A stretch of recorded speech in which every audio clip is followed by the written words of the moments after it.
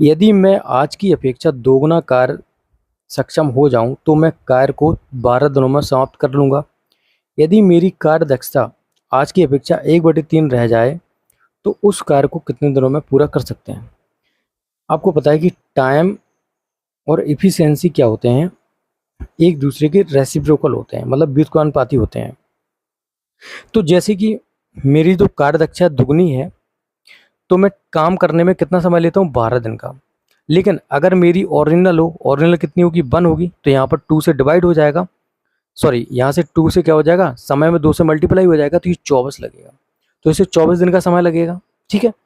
इसी प्रकार से क्या बोला जा रहा है कि अब इस एक की भी क्या कर दी हमने, इस एक की इफिशियंसी है जो वो 1/3 हो गई। तो 1/3 हो गई तो टाइम क्या हो जाएगा, टाइम बढ़ जाएगा, टाइम 3 गुना हो जाएगा। तो 24 मल्टीप्लाई बाई 3 कर देंगे तो कितना हो जाएगा, 72 दिन। तो उसे 72 दिन का समय लगने वाला है। ये will be the correct. Next, यदि 400 आदमी 15 दिनों में 600 किलोग्राम चावल की खपत करते हैं तो 12 किलोग्राम चावल 30 आदमी कितने दिन में खपत कर लेंगे।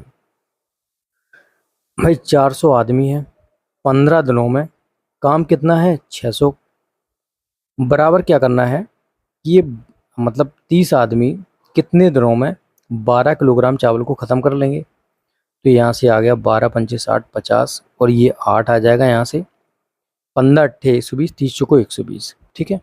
या फिर 5 छक्का 30, 5 तिया 15, और ये हो गया 2 तिया 6, 2 चौको 8, फिर 3 से 3। तो x इज इक्वल टू आ जाएगा 4 डेज, 4 दिनों में ये कर लेंगे। नेक्स्ट,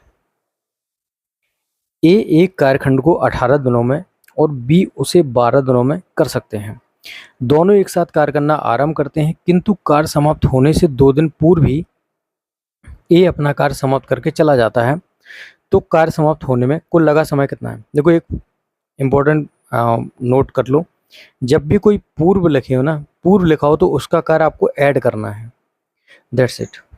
सबसे पहले हमें कार्य कितना है वो निकालना पड़ेगा। तो ए किसी कार्य को कितने दिन में, 18 दिन में करता है, और बी आपका उसी कार्य को 12 दिन में करता है। तो ऐसा कार्य जो दोनों कर सकते हो, तो ऐसा कार्य हो जाएगा 108। तो 18 छक्का 108 और 12 नम्मा 108। ठीक है।